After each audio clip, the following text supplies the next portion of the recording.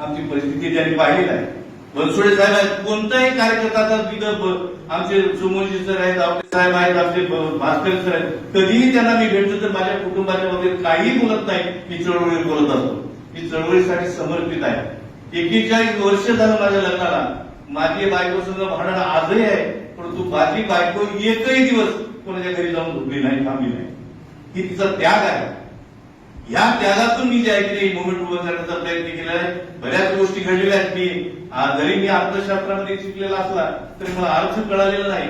जसं कदम सरांनी म्हणलं किंवा हे ज्याला मुंडे लावा मोडायची सवय आहे ते कधी अशा मुवमेंटमध्ये येत नाही.